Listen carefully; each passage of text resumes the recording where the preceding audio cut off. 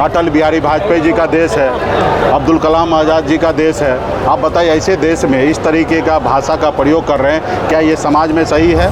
जो राजनीति हमारा बाबा साहब भीमराव अम्बेडकर ने संविधान बनाया, लोकतंत्र बनाया, उस लोकतंत्र को जिंदा रहने दीजिए, बाजारीकरण नहीं बनाइए। और मजबूती से हमारे पार्टी के लोग वहाँ पे मजबूती से काम कर रहे हैं और हम लोग भी वहाँ पे प्रचार और प्रचार करेंगे और चारों का चारों सीट जीतेंगे। अगर उनको एहसास हुआ कि सामान्य वर्ग में हमारे भाई गरीब है, पिछड़ा है, उनको आगे लाने के लिए 10% आरक्षण देना चाहिए। उसमें निषाद का बेटा डिप्टी सीएम हो, सरकार में हमारी भागीदारी हो, सरकार में हिस्सेदारी हो। भी पार्टी दल हमने बना लिया है, मजबूती से इंडिया गठबंधन के साथ है, तो निश्चित तौर पे हम लोग ऐसी लड़ाई लड़ेंगे।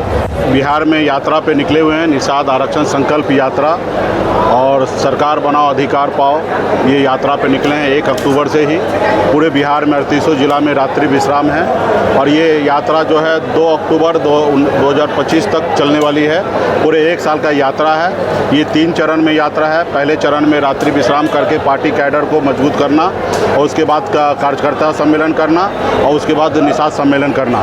3 चरण में है और 1 साल तक ये यात्रा चलते रहेगा। और हमारा मानना है कि सरकार बना के अपने अधिकार लेना है। हमारी लड़ाई है निषाद समाज को आरक्षण जब दिल्ली में है, जब बंगाल में है, तो बिहार में क्यों नहीं, इसके लिए हम लोग लड़ाई लड़ रहे हैं। और आपने अभी पार्टी दल हमने बना लिया है, मजबूती से इंडिया गठबंधन के साथ है, तो निश्चित तौर पे हम लोग ऐसी लड़ाई लड़ेंगे कि अगला सरकार हम बनाएंगे। और जब सरकार बनेगा तो निश्चित तौर पर उस पर गरीब, पिछड़ा, दलित हर लोगों का आवाज़ होगा, क्योंकि हम लोग लालू प्रसाद आदरणीय लालू प्रसाद यादव जी के विचारधारा को लेके चलने वाले लोग हैं। हम लोग जिसको कहीं पे मौका नहीं मिलता उनको उठाकर कुर्सी पे बैठाने वाले लोग हैं।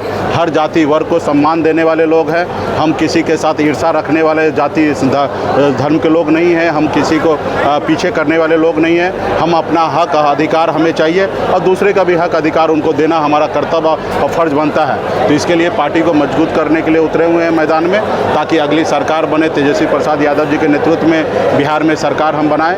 उसमें निषाद का बेटा डिप्टी सीएम हो, सरकार में हमारी भागीदारी हो, सरकार में हिस्सेदारी हो और सरकार में भारत के संविधान के दायरे में रहकर हर लोगों के लिए न्याय करे।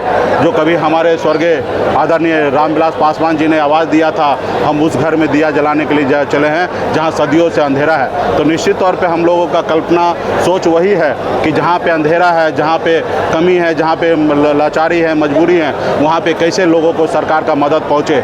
आज सरकार में है, जिनकी सरकार है उनकी अपनी है। आज देखिए नरेंद्र मोदी जी 10% आरक्षण EWS लागू किए, हमें विरोध नहीं है, क्यों लागू किए। निश्चित तौर पे अगर उनको एहसास हुआ कि सामान्य वर्ग में हमारे भाई गरीब है, पिछड़ा है, उनको आगे लाने के लिए 10% आरक्षण देना चाहिए, तो निश्चित तौर पे उन्होंने पॉलिसी बनाए। लेकिन वो और भी देखने की आवश्यकता है। बहुत सारे जाति धर्म के लोग जो हैं वो बहुत पीछे रह गया है। आज निषाद समाज जैसे लोग पीछे रह गया। आज सरकार का पॉलिसी हमारे प्रति भी होना चाहिए कि निषाद का भी आरक्षण दे। लेकिन आज हम कई सालों से लड़ाई लड़ रहे हैं, लेकिन हमारा सुनने वाला कोई नहीं है। तो ये कब होगा? जब हमारी अपनी सरकार होगा, हमारे विचारधारा की सरकार होगा, हमारे सहयोग से सरकार होगा, तो निश्चित तौर पे भारत के संविधान में के दायरे में रहकर हम आरक्षण लागू करेंगे। तो आज इसके लिए हम लोग मजबूती से पार्टी को मजबूत करने के लिए आज बेगूसराय जिला आए हैं और जिला में पार्टी के नेतागण भव्य स्वागत किए। बड़े संख्या में पार्टी के नेतागण, कार्यकर्तागण यहाँ पे आए हैं और बूथ स्तर पे पार्टी कैसे मजबूत हो उस पर हम लोग काम करेंगे। विधानसभा में उपचुनाव होने, क्या भूमिका आपकी रहेगी? हमारे इंडिया गठबंधन से वहाँ पे हमारे 4 कैंडिडेट हमने उतारा है और मजबूती से हमारे पार्टी के लोग वहाँ पे मजबूती से काम कर रहे हैं और हम लोग भी वहाँ पे प्रचार और प्रचार करेंगे और चारों का चारों सीट जीतेंगे और आगामी जो विधानसभा चुनाव होगा उसमें मैक्सिमम सीट जीतेंगे। प्रशांत किशोर भी इस चुनाव में अपना उम्मीदवार दिए हैं, 2 उम्मीदवार को बदला भी गया है, कितना फैक्टर होगा? देखिए, उम्मीदवार जी को बदले हैं और कहते हैं हम रणनीतिकार हैं। उनको ये भी नहीं पता है कि राज्य का वोटर जो है वो राज्य में चुनाव लड़ेंगे।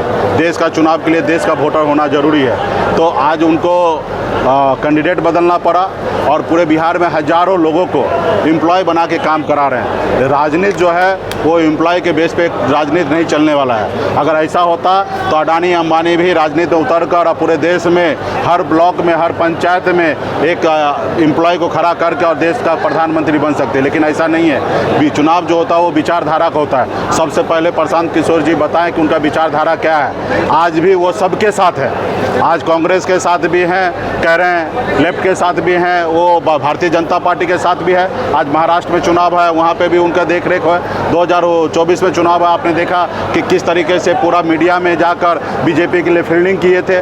तो वो आज बड़े बड़े कॉर्पोरेट घराना से चंदा लेकर और वो काम कर रहे हैं, ताकि आने वाला समय में सोचते हैं कि पावर में आके बड़े बड़े कॉर्पोरेट घराना को हम आगे पहुंचा देंगे। उन्होंने बिहार के और देश की राजनीति में बाजारीकरण कर दिए। आज ऐसे लोगों को विदेश में और या राज्य में कहीं पे राजनीति में आने की आवश्यकता नहीं है, क्योंकि ये देश की राजनीति जो है गरीब, पिछड़ा, दलित के लिए होना चाहिए। जिसके पास पैसा नहीं है उनके लिए भी राजनीति होना चाहिए, और राजनीति जो है गरीब लोगों के लिए भी होना चाहिए। वोट जैसे गरीब लोग देते हैं वैसे गरीब लोग भी विधायक, सांसद बने, तो ऐसी राजनीति होना चाहिए। आप गला फाड़ के कहते हैं हम 500 करोड़ 1000 करोड़ रुपया खर्चा करेंगे, तो 1000 करोड़ 500 करोड़ रुपया आप कहाँ से लाइएगा, और जिनसे लीजिएगा उनको क्या दीजिएगा। तो ये सारे चीज़ आपको बताना पड़ेगा, और राजनीति को बाजारीकरण नहीं कीजिए।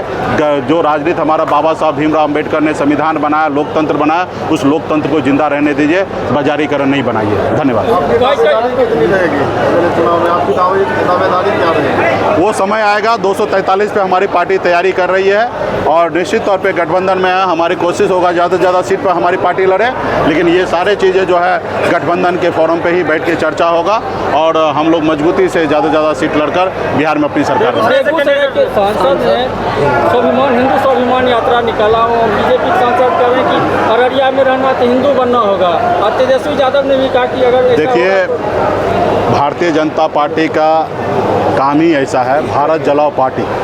आप बताइए, इस देश में बाबा साहब का देश है, हमारे महात्मा गांधी जी का देश है, अटल बिहारी वाजपेयी जी का देश है, अब्दुल कलाम आज़ाद जी का देश है। आप बताइए, ऐसे देश में इस तरीके का भाषा का प्रयोग कर रहे हैं, क्या ये समाज में सही है?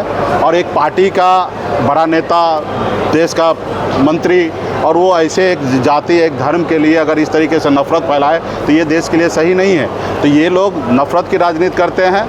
आप बताइए, 83% हिंदू, आज उनको सोचना है, आपका देश आपका है, राज कर रहे हैं। आपकी भारतीय जनता पार्टी का पिछले 15, 14 से 11 साल से सरकार है, उसके बाद भी आप इस तरीके से, ये लोग कुछ नहीं, नफरत फैलाने वाले लोग हैं, देश में दंगा कराने वाले लोग हैं, और ऐसे लोगों का कोई वजूद नहीं है।